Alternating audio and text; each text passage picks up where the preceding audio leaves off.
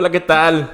Chicos, chicas de la comunidad de Bats desde Facebook. Es un placer estar esta mañana de sábado con ustedes. Me acompaña el contador y licenciado en Derecho Natanael Bravo. Hola, ¿qué tal a todos? Reciban un saludo desde las hermosas playas de la ciudad de La Paz. Acabamos de grabar un capítulo del podcast, pero como que nos quedamos con ganas de platicar con ustedes. Hace poco dimos esta capacitación y, bueno, hemos decidido hacer una transmisión en vivo con los temas más importantes de la transmisión. Perdonen por aquí si me ven que volteo mucho, simplemente es que estoy leyendo los comentarios que nos van dejando en el chat en vivo. Un saludo para Marbella Beltrán, María Inés, gracias por estar por aquí, y todas las personas que nos estarán dejando sus saludos también. Si son de la comunidad de Bats, pongan por ahí, repórtense con un comentario también para saludarles. Y contador Pedro, ¿qué tal? Qué milagro que se ha decidido hacer una transmisión en vivo para hablar de estos temas tan importantes. Bueno, pues un gusto nuevamente estar con ustedes y permitirnos llegar hasta sus hogares, a sus trabajos, las personas que están trabajando. Y yo siento que vale la pena este tipo de charlas porque sobre todo, justo lo hablábamos en el podcast, en el de hoy, y me quedé como con esas ganas de seguir platicando en el tema de que muchas veces existe ese miedo por parte de los nuevos emprendedores o de estos freelancers que están por vender sus servicios o vender sus productos a través de internet o a través depende de lo que hagan, ¿no? Si eres médico, a través de consultas, si eres un psicólogo, también a través de tus consultas, que tienen ese miedo a darse de alta en el SAT.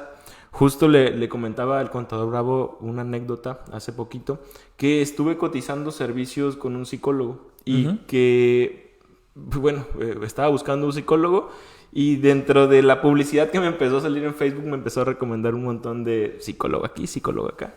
Y yo para tomar la decisión de poder decidir a qué psicólogo escoger dentro de los 15 que salían, pues la pregunta que le hacía, ¿cuál es el plan? ¿Cuál es la forma en la que se trabaja? ¿Atiendes en la ciudad de La Paz? Y la importante, ¿facturas sí o no? De los 15 psicólogos que le pregunté, uno. ¿Y fue factor decisivo para contratación? Decisivo. Entonces, el comentario va orientado a que muchas veces estamos dejando de lado un montón de posibles clientes por el hecho de no facturar. Solitos nos descartamos. Técnicamente diríamos, el costo de oportunidad por no inscribirte al SAT y cumplir con tus obligaciones es más grande que el ahorro que estás teniendo según tú.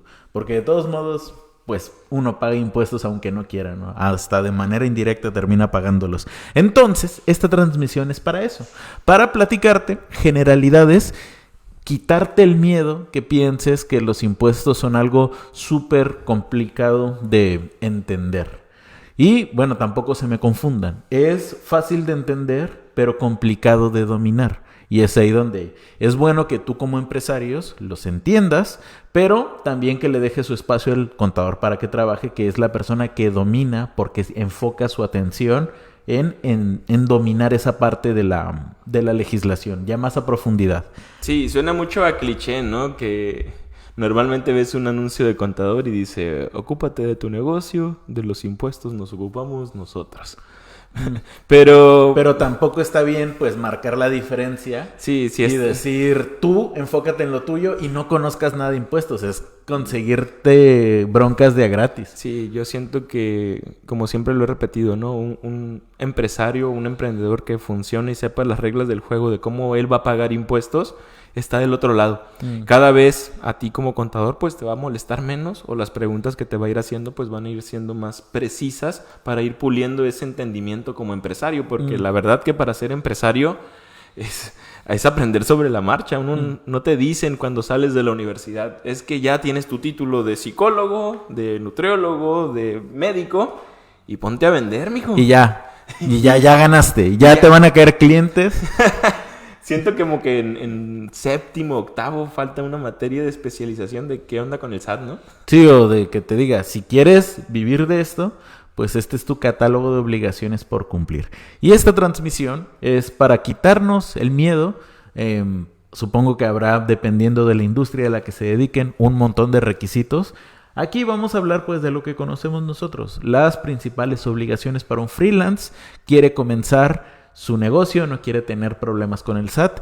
¿Qué es lo primero que necesitaría, Pedro? A ver, platícanos. Por ahí vi que te traías información al respecto. Vi que te documentaste. Vi que estudiaste algo relacionado. Vi que hiciste un PowerPoint. Bueno, fíjense.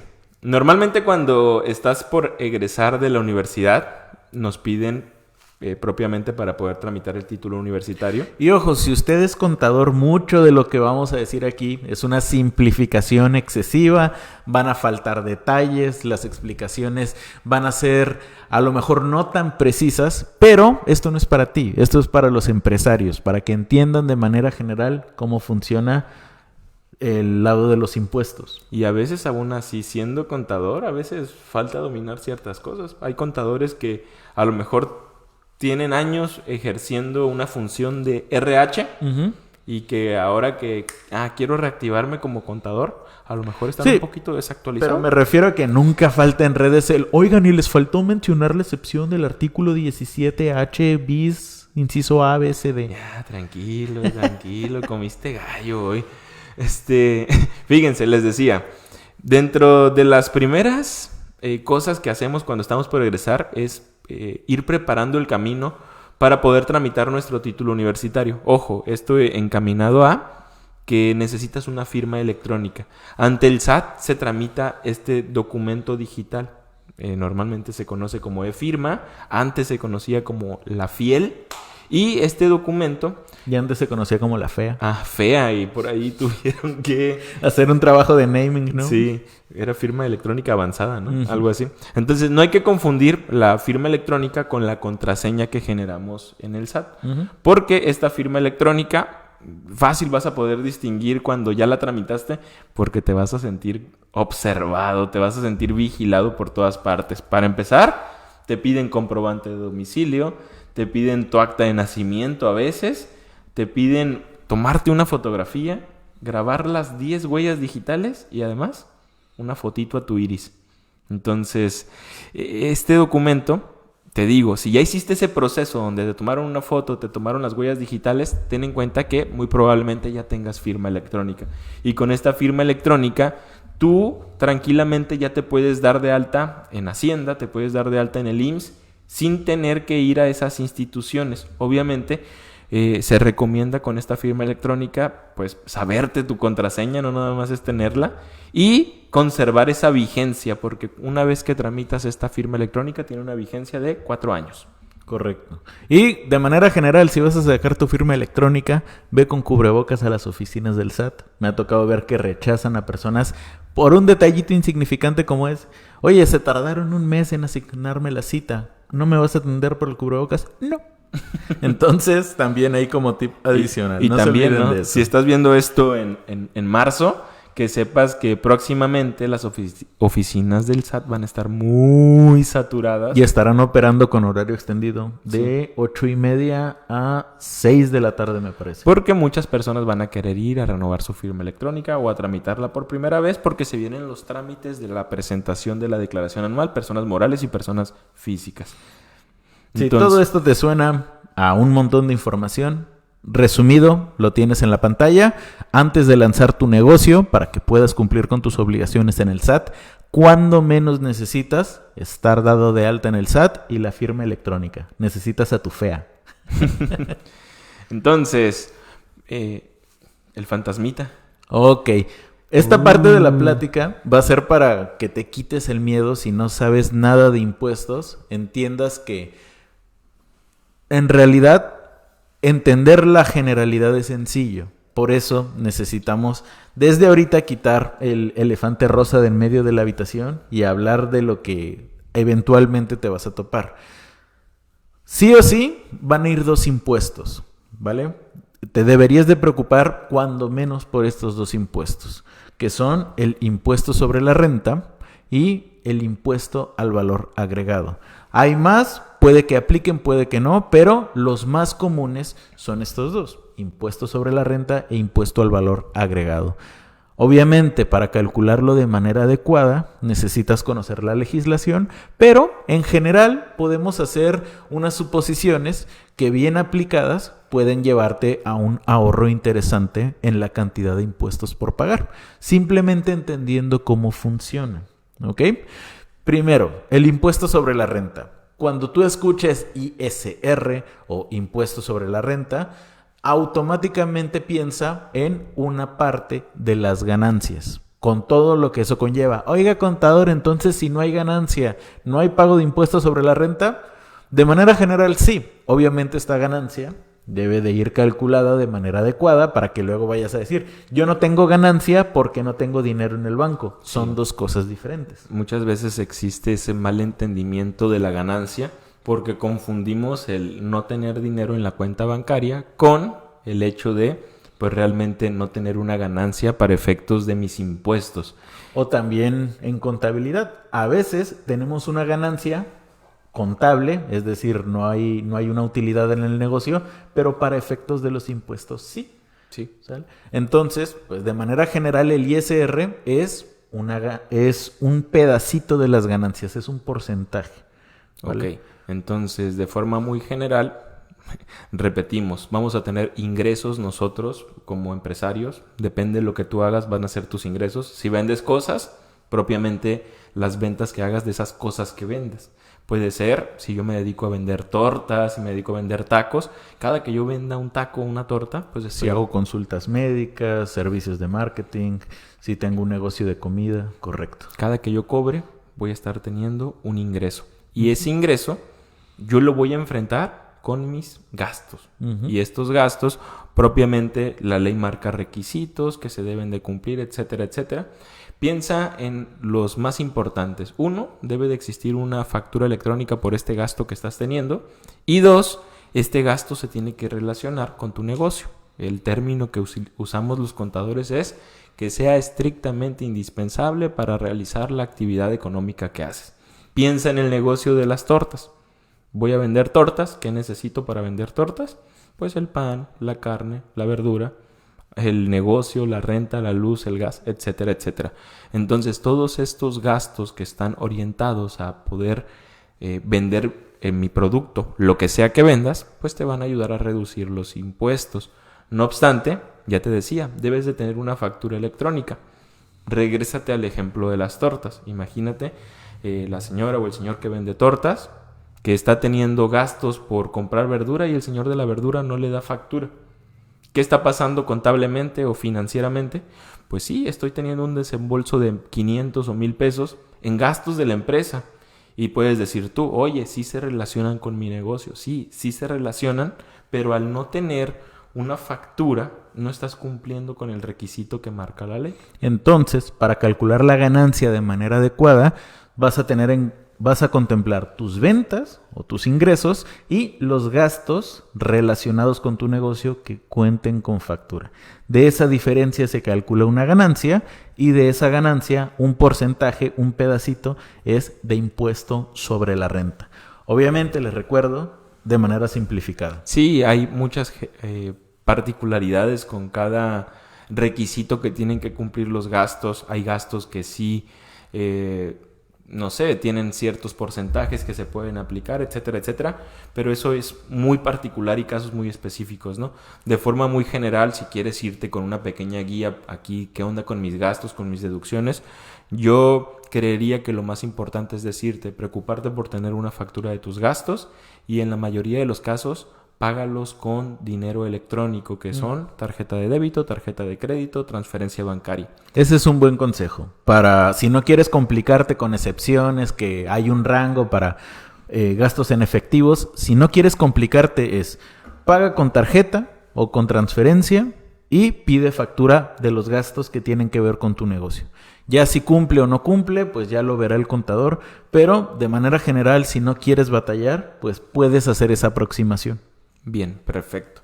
Y el siguiente impuesto, el siguiente miedo, el siguiente terror del empresario. El segundo de los miedos es el IVA, porque es como más difícil de entender. El ISR es más directo. Tengo unas ventas, tengo unos gastos comprobables, la diferencia, un pedacito de eso. Pero el IVA, ¿qué es?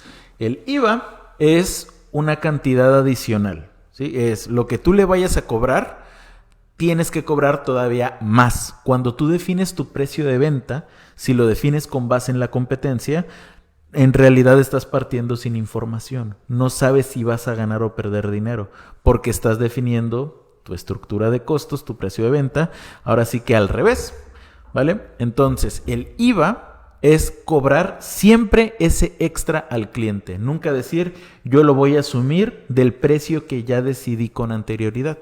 Primero defines tu precio y luego añades ese extra, ese 16%. No siempre aplica, a veces sí, a veces no.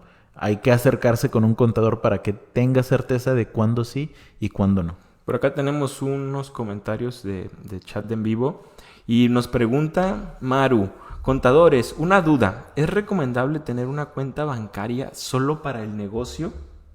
¿Qué opinión te merece eso? Creo que no es que sea necesario, pero es una buena práctica. ¿Sí? Ok. O sea, al final cada quien puede llevar la administración de su negocio como lo necesite, ¿no? Por eso la palabra necesario no me parece tan apropiada, Maru. Yo lo diría más que es una recomendación. Sobre todo para personas físicas, ¿no? Sí, correcto. Para que puedan llevar un control más formal. Entonces, no creo que sea necesario, pero sí es recomendable. Sí es recomendable. Imagínate al contador Bravo llevando su contabilidad. El contador Bravo tiene una tienda de abarrotes y de la tienda de abarrotes pues depende su vida. Sí, que es el caso de las personas físicas, ¿no? Nunca puedes separar que ellos dependen del dinero que están generando con sus propias ventas. Y de repente te encuentras que en el estado de cuenta un retiro de plataformas porque compraste comida. A lo mejor la compra de un yate, por ejemplo. O un yate que compraste, ¿no? De contado. Y luego pues te empiezas a encontrar gastos personales que no tienen que ver con el negocio. Y al final pues entorpeces un poco lo que es la contabilidad. Lo haces más complicado. Sí, simplemente es complicarse. Obviamente la recomendación para los contadores es tener acceso a todas las cuentas bancarias de nuestro cliente para saber que por ahí no se nos está escapando algo que no nos esté diciendo. Sí, correcto. También me quise hacer esa observación con la pregunta de Maru. Saludos, Maru. Porque también a veces como contadores buscamos cómo facilitarnos el trabajo nosotros mismos, en lugar de servirle al cliente. A lo mejor a la persona física que le estamos atendiendo no le interesa para nada tener una segunda cuenta. Sí me haría más fácil el trabajo a mí como contador. Sí te ayudaría a administrarlo mejor. Pero si por cuestiones de costos o lo que sea al cliente no le interesa tener una segunda cuenta, no lo puedes obligar. Sí, obviamente, ¿no? No se puede obligar a optar esas medidas de control interno. Propiamente sí sería una buena práctica el no mezclar la vida personal en la cuenta donde llevas el negocio. Correctísimo. Que la recomendación siempre sería, si tienes otra cuenta, pues saca del dinero de la empresa una transferencia a la otra cuenta y de ahí gastas y haces con ese dinero lo que quieras. Y también la recomendación con nuestros clientes pues es, oye, en esa otra cuenta que tengas, me vas a dar los estados de cuenta y no porque tengas otra cuenta le vas a estar depositando ahí dinero que no estés reportando. También que es un error muy, muy común de los empresarios, ¿no? Decir, no pasa nada, puedo hacer lo que quiera con mi dinero. Y sí, abro esta cuenta en el Oxxo, no es rastreable. Señor, todas las cuentas te están viendo, te están vigilando. Pero bueno, retomando un poco el tema del impuesto al valor agregado. ¿Qué onda con el IVA? Decíamos, ¿no? Siempre se le tiene que agregar, pues, al precio de tu producto o servicio. Y es una muy buena práctica, propiamente, saber si tu negocio, pues, lleva IVA o no lleva IVA. Habrá empresarios que, por regla general, crean que todo lleva IVA. Uh-huh. Me pasó mucho, hace poquito fui con un médico también, y pedí factura. Y dijo la recepcionista, que entiendo yo, ¿no? A lo mejor no saben a lo mejor mucho de impuestos. Apenas. Pero tampoco se han preocupado por asesorarse. Por supuesto, ¿no? No los justifico, pero ahí pasó. Uh-huh. Pedí factura y me dijeron, no, es que si es factura es más IVA. Yo, dale, hazla con IVA. No, tampoco me puse desafiante, sino, no, chica, es que el médico, chalala, no lleva IVA por esto y por esto. Es que siempre las hacemos así. Siempre las hacemos así, siempre me dicen que son más IVA. No, y fíjate, ¿no? Entonces estás cobrando un IVA que no debes de cobrar por estar mal asesorado. Entonces, no siempre las actividades que realicen los empresarios van a llevar IVA. Habrá veces que son 0%, habrá veces que son exentas, habrá veces que son 8% y otras tantas que en la mayoría de los casos será el 16%. Existen exclusiones que marca la ley, exenciones que marca actividades que no van a llevar IVA, pero pues son casos muy particulares y peculiares, pero hay que estudiarse y no hay que presumir, realmente eso es una presunción, que todas las actividades llevan IVA. Y otro consejo que va en torno al IVA, yo sé que ahorita vamos a entrar más a detalle con eso, pues es que si el empresario normalmente se queja al final del mes por estar pagando un impuesto al valor agregado, propiamente se debe esto primeramente a que sus precios de venta no los tiene bien definidos. Que también es un insight interesante. Si estás batallando para pagar tus impuestos, o es que te estás gastando toda la ganancia, como hablábamos del ISR, o que tus precios no están bien definidos, como estamos hablando ahora en este momento del IVA, ¿no? Una correcta planeación, una correcta administración, pues promueve que los impuestos nunca se vuelve fácil pagarlos porque siempre es renunciar a dinero, lo entendemos, sí, pero sean manejables. ¿Sí? Que el pagar el IVA no te suponga un sacrificio que te descapitalice, que te deje sin flujo, sin dinero. Sí, y en pantalla pues les mostramos un pequeño bosquejo de cómo debería de estar integrado tu precio de venta. Sí, en tu precio de venta debes de incluir no solamente la estimación del precio que da tu competencia, ¿no? Si yo vendo un rollo de sushi en 180 y mi competencia lo da en 150, pues a lo mejor la competencia está utilizando una estructura de costos, unos proveedores, alguna planeación diferente a lo que tú estás haciendo. A lo mejor ni siquiera le está ganando dinero, a lo mejor no paga sus impuestos, a lo mejor, quién sabe, pero no te compares con el negocio del vecino. Analiza tus costos, observa cuánto es lo que a ti te cuesta vender tu producto, vender tu servicio. Sobre eso, sobre los gastos que te cuesta generar una venta, añádele lo que quieres ganar, que es tu porcentaje de ganancia, y a eso, ya una vez que contemplaste tu ganancia, súmale el 16% y ese ya será pues tu precio de venta. ¿Qué es lo que hace la mayoría de personas? No, pues mi competencia lo da en 150, yo lo voy a dar en 140. Porque y a lo mejor me sale más barato a mí. Y a lo mejor te estás quedando tú solo te estás comiendo la utilidad. Justo me pasó una vez que estaba comprando unos perfumes, me acuerdo que andaba revendiendo cuando era emprendedor. Compré unos perfumes y a la hora de pagar, pues pagué con la tarjeta de débito. Y ya pues era un negocio formal, bueno, más o menos, ¿no? Vendía los perfumes y le dije, oye, voy a requerir factura. Y me dijo la muchacha, y es que si quieres factura, me tienes que pagar el IVA. Y yo...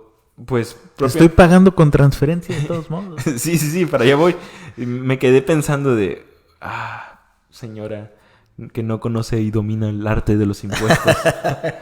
Pensé, no, si se lo pago, pues ¿qué va a pasar? Se lo pago, es lo mismo que si se lo pago aquí a ella, a que si se lo pago al SAT cuando haga mi declaración. Uh-huh. Entonces, terminé optando por no pedir la factura, que muchas veces nosotros también somos los del problema, porque seguimos consumiendo en esos lugares que tienen esas malas prácticas, uh-huh, cuando quizás lo que debía haber hecho es denunciar. Sí, lo siento, oye SAT, vine a este negocio y para emitir la factura me dijeron que tenía que pagar el IVA aparte. Pero bueno, ahí va el autogol que ellos solitos se metieron. ¿Qué pasó, Nata? Pues resulta que yo pagué, digamos, 5,000 pesos. Sí, muchos perfumes eran. Pagué 5,000 pesos, entraron en su cuenta bancaria. Yo no pedí factura. ¿Qué es lo que debió haber hecho su contador al momento de... no declararlo? Omitir ese ingreso? No, al final el contador pues tiene que emitir una factura por todos los ingresos de la señora. Esos 5,000 se consideran que ya llevaban IVA. Entonces la factura se debió de haber terminado emitiendo con un IVA incluido. ¿Y qué le pasó al empresario? Pues ahora sí, se comió ese IVA por no emitirme la factura a mí como debió haber sido. De todos modos se la tuvo que haber emitido al SAT. Muy seguramente no lo hicieron porque, bueno, la omisión de los impuestos es un plato de cada día. Pero bueno, normalmente sucede así, ¿no? Cuando pagas con transferencia o tarjeta, es carnal. De todos modos, ese impuesto lo tienes que pagar. ¿Por qué no emites o por qué no pones y publicas tus precios ya con IVA? Evítate una multa de 19,000 pesos. Nada más. Nada más. Por querer jugarle al vivo según tú, pues al final estás poniendo en riesgo tu negocio, tu patrimonio y todo lo que conlleva. Correctísimo. ¿Qué más tienes para nosotros, contador? El ejemplo para determinar, pues, el precio de venta. Por supuesto, ¿no? Ya aterrizándolo con números.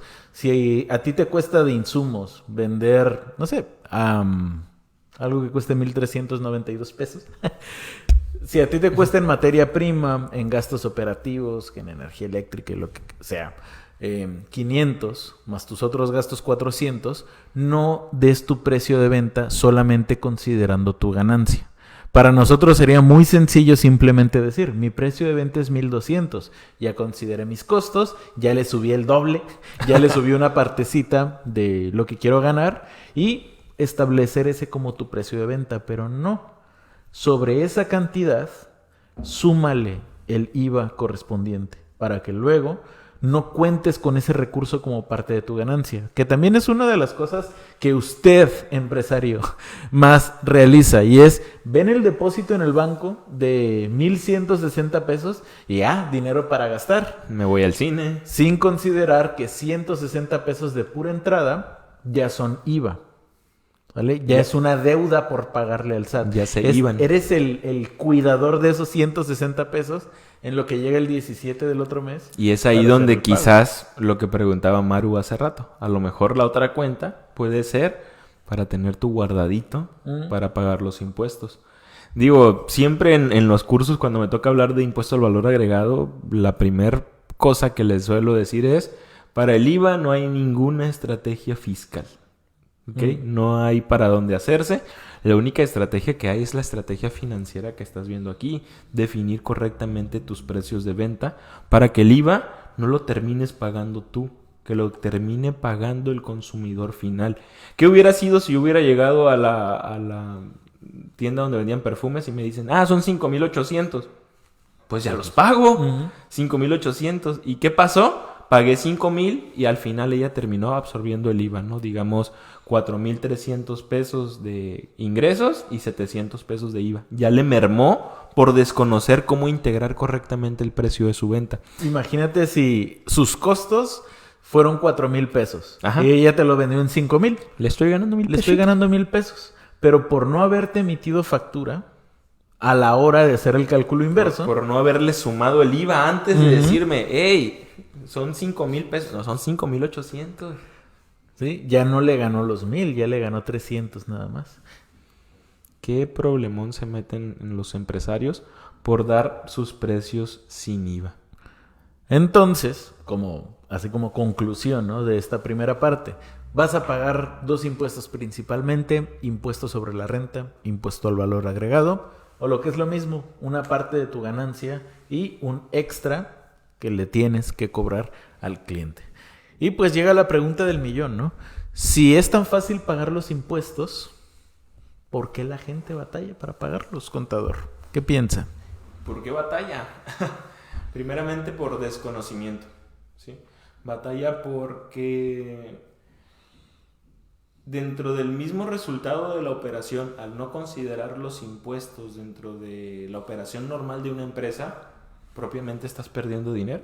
El ejemplo de la personita esta de los perfumes, ¿por qué batalla? Porque no lo consideró bien. ¿Por qué batalla un empresario? Porque no sabe las reglas del juego. Porque creen que poner un negocio es nada más ver 3 videos en TikTok y ya se armó, ¿sí? Para poner un negocio necesitas saber cómo funcionan los impuestos sí o sí.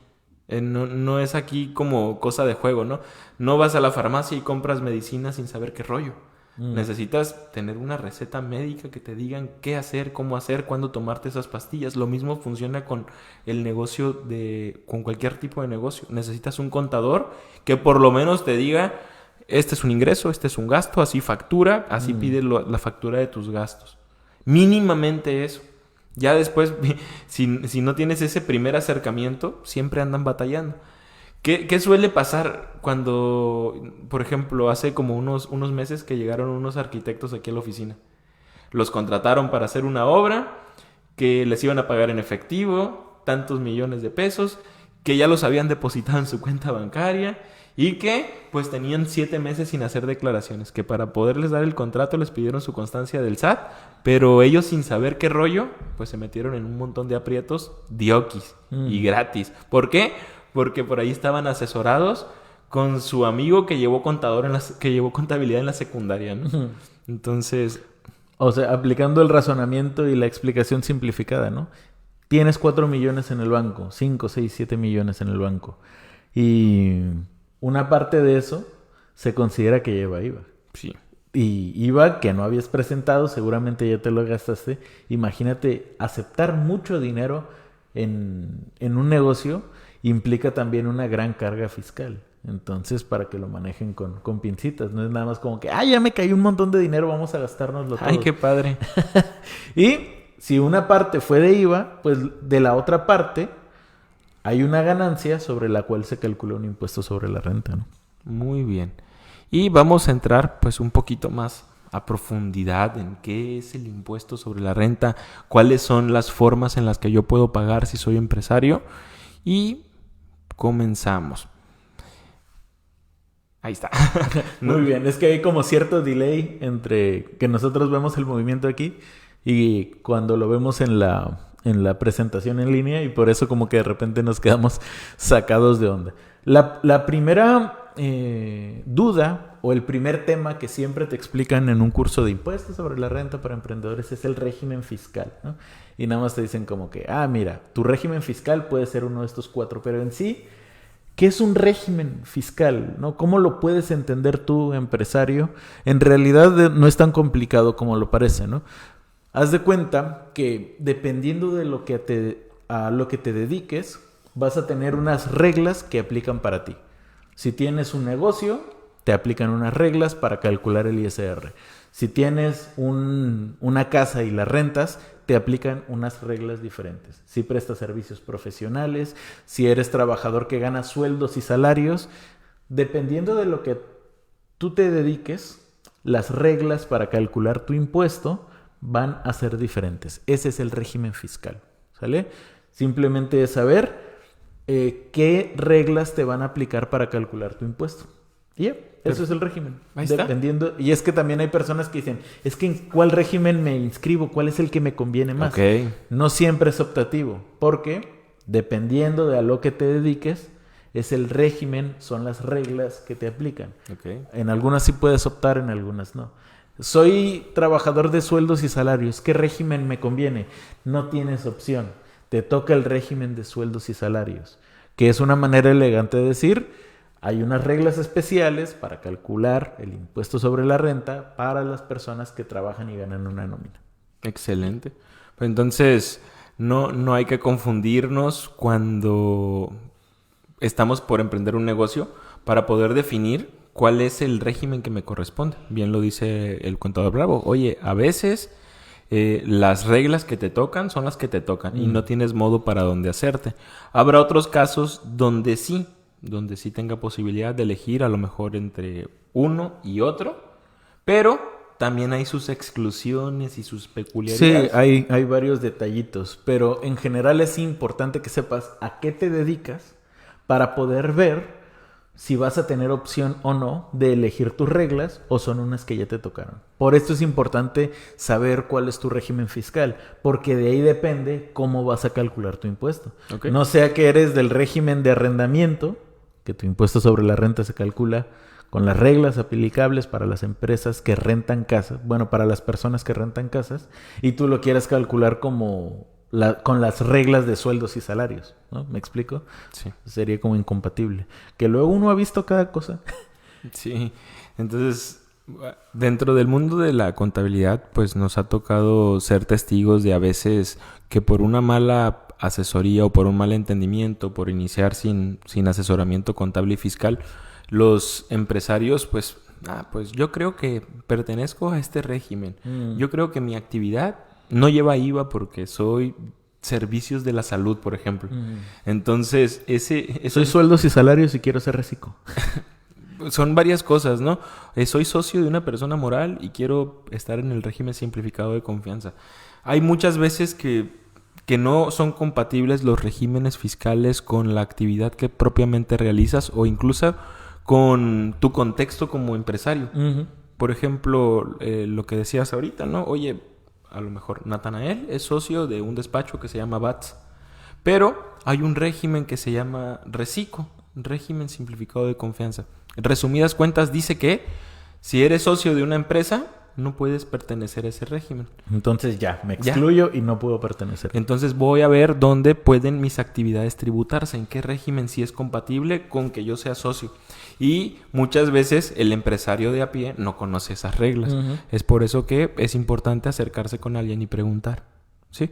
Entonces, tenemos ahí 4 rubros que pusiste. Sí, si eres freelance o si eres persona física, seguramente caerás en alguno de estos supuestos. O te pagan por nómina, atiendes clientes por tu cuenta, como un contador, por ejemplo, como un abogado, como un especialista en marketing, como un arquitecto que atiende clientes por su cuenta. O a lo mejor tienen una empresa que ya es diferente, ahí ya el servicio no lo prestas tú directamente, o a lo mejor compras y vendes algún producto, o haces arrendamiento de casas u oficinas, ¿no? Como que son los grandes bloques. Entonces, si tú estás viendo esto, puedes identificar en cuál de estos cuadrantes te encuentras tú. Si te pagan por nómina, si atiendes clientes por tu cuenta, si tienes tu propia empresa, si rentas oficina, o a lo mejor tienes varios. A lo mejor atiendes clientes por tu cuenta, rentas casas y te pagan por nómina. Pueden haber combinaciones, ¿vale? Pero ya quedará de cada quien indagar y establecer cuál es la actividad que le corresponde a cada quien. Porque precisamente el régimen fiscal lo puedes otorgar tomando en cuenta estas variables, estos cuadrantes, dependiendo de a lo que te dediques. Obviamente, personas morales ya tienen otros criterios, pero esta transmisión es impuestos para freelancers. Nos enfocamos simplemente en personas físicas. Y no son todas las actividades que hay. A lo mejor, como tú lo mencionabas, hay socios, hay accionistas, pero atendiendo al grueso de la población, sueldos y salarios, empresarios, freelancers y arrendamiento. El régimen fiscal, entonces, ¿qué es? Es que para cada una de estas actividades hay unas reglas específicas para calcular el impuesto sobre la renta. Y a veces tienes de a dos. Por ejemplo, si atiendes clientes por tu cuenta, podrías tener el régimen de actividad empresarial o el régimen de reciclo. ¿Qué es esto? 2 modos diferentes de calcular tu impuesto sobre la renta. Tendrías que conocer cuáles son las reglas para poder ejercer reglas A o reglas B, pero eso es el régimen fiscal. Perfecto. Entonces, importancias del régimen fiscal. Primeramente, que ahí se te va a decir cuándo sí y cuándo no vas a obtener un ingreso. Te va a decir cuándo sí y cuándo no vas a tener deducciones y cuáles son las reglas para estos gastos o erogaciones que tengas para poderlos hacer deducibles. Y también te va a decir cuál es la mecánica para hacer el cálculo y la determinación y el entero de dichas contribuciones. Entonces, es bien importante que tú, pues como empresario, hagas un análisis de la actividad que estés realizando y también puedas identificar en qué cuadrante te encuentras, cuál es la actividad que realizas o pretendes realizar. Oye, soy sueldos y salarios y solamente eso. Pues me toca sueldos y salarios y se acabó. Oye, pero también quiero, fíjate que mi papá me dijo que si podía rentar la casa que tenemos, no sé, en la colonia tal.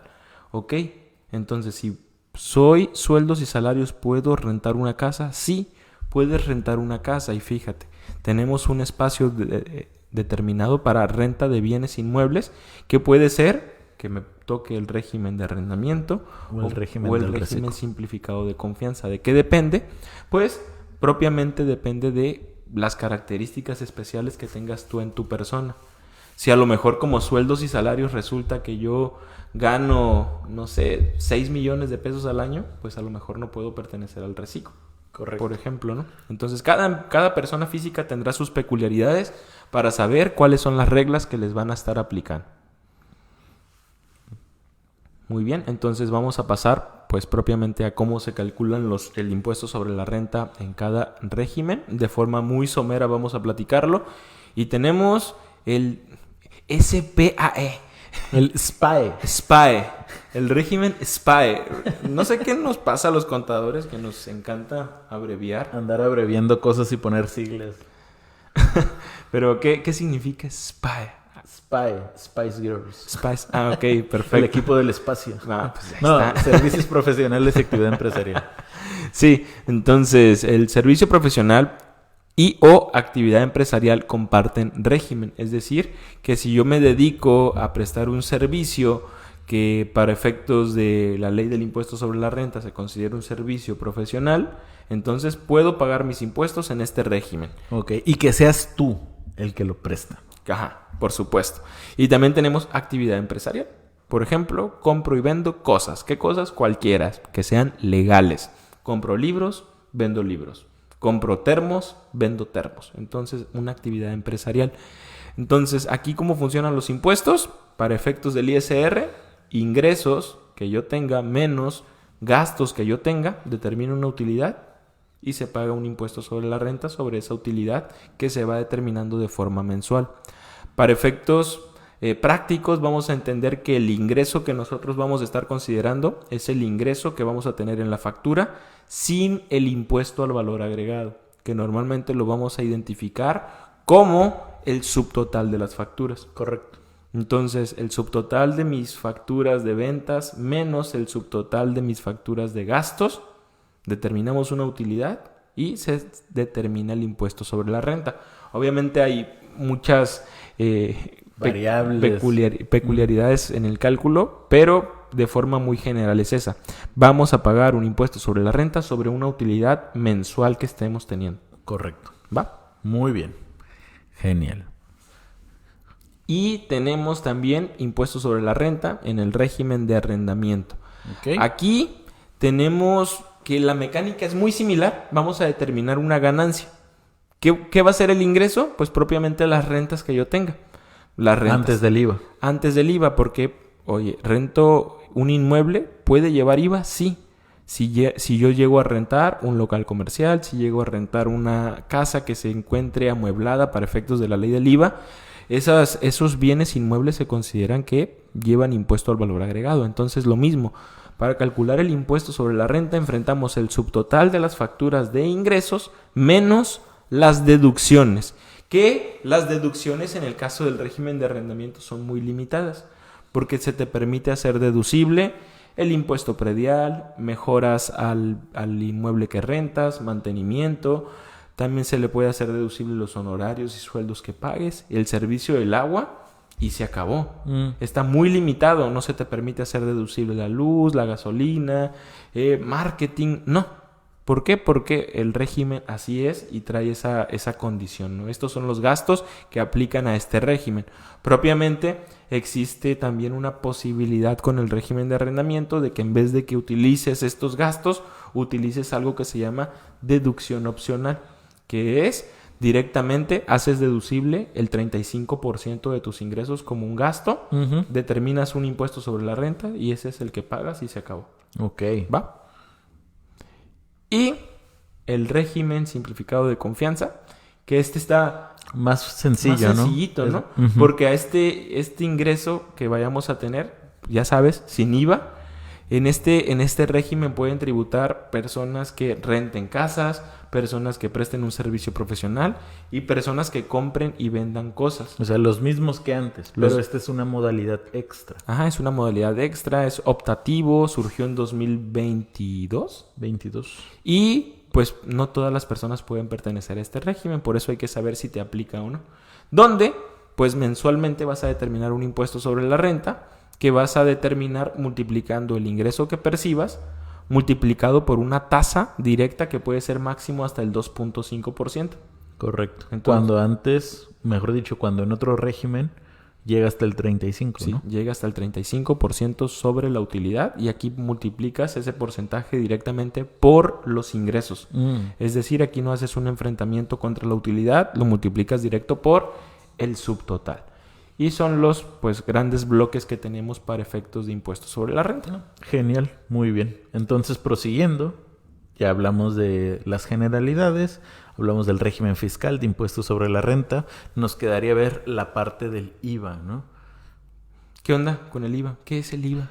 Como título del libro de Jordi Rosado, ¿no? ¿Qué húbole con el IVA? ¿Qué huele con el IVA? ¿Qué huele con mi cuerpo? Era aquel, ¿no? Sí, y bueno, la gran diferencia que también veo luego que los empresarios se confunden es que dicen, oye, es que si soy reciclo, ¿cómo me afecta que sea reciclo para hacer mi cálculo de IVA?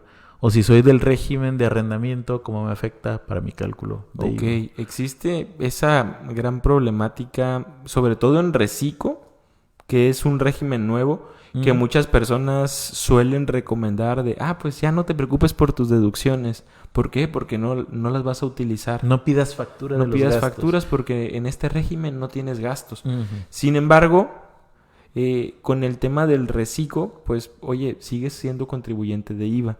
Y las reglas de IVA, propiamente, aunque no utilices las deducciones en el reciclo, ¿por qué? Porque el cálculo de ISR así es. Para efectos de IVA, tú sigues teniendo IVA de tus ventas menos el IVA de tus gastos. Ese es el punto al que quería llegar. Aunque la ley del impuesto sobre la renta tiene varios regímenes fiscales, la ley del IVA no. La ley del IVA no. La ley del IVA está dividida por actos o actividades que puedan realizar las personas físicas y morales. También siempre surge la duda, ¿no? Oye, pero es que yo soy una persona moral que vendo cosas, vendo terrenos, entonces no me aplica la ley del IVA. No, te aplica igualito que a una persona física que venda terrenos. Correcto. Entonces, lo que sí habrá que ver y verificar, pues es que ver si dentro de las exenciones de actividades o si dentro de las tasas 0% existiera alguna limitante para que fuera una persona física o una persona moral quien preste el servicio. Correcto. Como en el caso de los médicos, ¿no? Sí, los médicos por ahí traen la posibilidad de tener que tu actividad se considere exenta, siempre y cuando, bueno, cuando estamos hablando de personas morales, siempre y cuando las actividades se realicen a través de una sociedad o asociación civil, me parece, o sociedad civil, algo así, ¿no? Entonces, no a todas las personas morales les aplica, para tenerlo en cuenta y consideración. Entonces, IVA cobrado, ¿qué? ¿A qué te refieres con IVA cobrado o trasladado? Porque normalmente nosotros como contadores tenemos esta terminología que el empresario no suele conocer. Para nosotros, el IVA de la venta que tú tengas lo conocemos como IVA trasladado o IVA cobrado.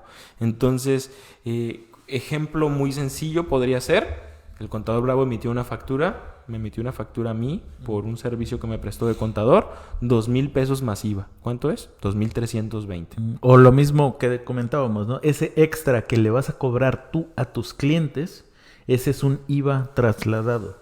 Y cuando tú vas y haces una compra, ¿qué crees? También te van a cobrar un extra sobre el precio de venta normal.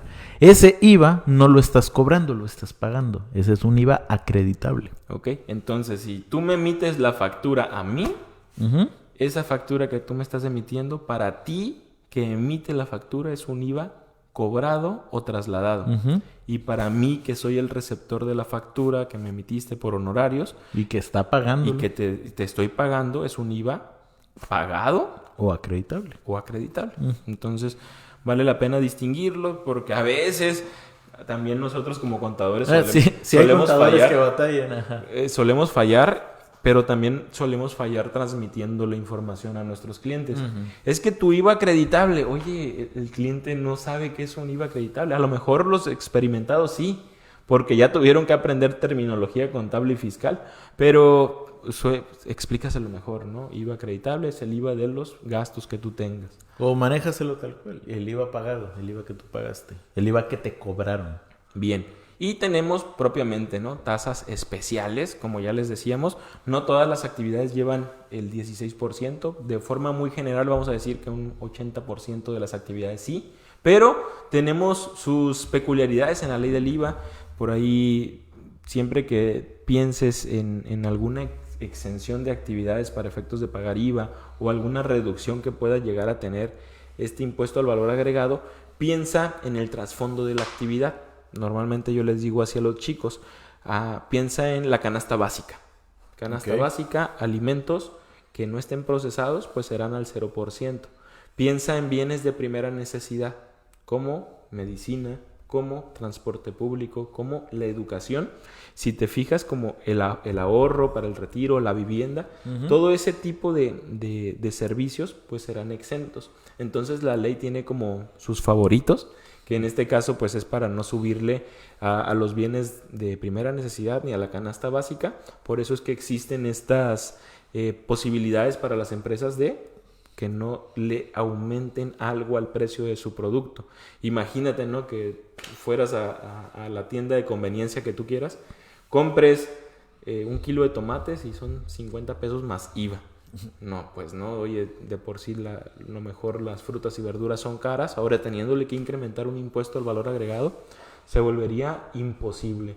Entonces, habrá que revisar si tu actividad que realizas, empresario, es exenta para efectos de impuesto al valor agregado o tienes un tratamiento diferenciado al ser considerado una tasa del 0%. Correctísimo. Y bueno, pues esperamos que esta transmisión les haya dejado un poquito de claridad sobre los conceptos fiscales. Repasamos de manera muy general impuesto sobre la renta, impuesto al valor agregado. ¿Qué más? Los regímenes fiscales, temas como qué es el IVA acreditable, qué es el IVA trasladado, qué onda con las deducciones, requisitos que mínimamente te deben de preocupar. Yo creo que con eso estamos del otro lado y que te van a servir mucho, pues propiamente para poner tu negocio, para poner en regla tu negocio. Sí, cuando menos que te quites el miedo y pienses que es algo inalcanzable, inabarcable esto de los impuestos o que es rocket science, que es algo muy complicado de entender. Como comentábamos al inicio, es fácil de entender pero difícil de dominar. Ya que lo domine, pues apenas un contador o algún especialista en la materia, pero a ti como empresario te hace bien conocer cuando menos las generalidades al inicio e ir puliendo tu entendimiento. Perfecto. Y por aquí nos dicen, ¿no? Que para cuándo la segunda parte del seminario para auxiliar contable, como la versión Plus, pues próximamente se viene. Estamos trabajando en más cursos complementarios a nuestra capacitación principal, pero próximamente estarán recibiendo noticias, chicos. Y nuevamente agradecer por permitirnos entrar hasta sus hogares, hasta sus trabajos. Para nosotros siempre es un placer ser escuchados. Y si quieren seguir teniendo pues pláticas agradables, recomendar pues que sigan el podcast del Conta. Estamos en YouTube, en Spotify, estamos en Amazon y Apple Music. En Amazon y Apple Music. Genial. Pues por ahí ya van 9 capítulos, me parece, publicados. Mañana sale uno nuevo. Por ahí si quieren darle seguimiento, mañana lo estrenamos directamente en YouTube. Y pues bueno, si tienen algún comentario, quedamos a la orden. También lo vamos a estar leyendo una vez que termine la transmisión, por si alguno se lo perdió, no lo vio en vivo. Por ahí vamos a estar también. Un saludo y muchas gracias a las personas que se comentaron. Reciban un saludo cordial y caluroso desde la ciudad de La Paz. Cuídense mucho, nos vemos en un próximo video. Chao. Chaito.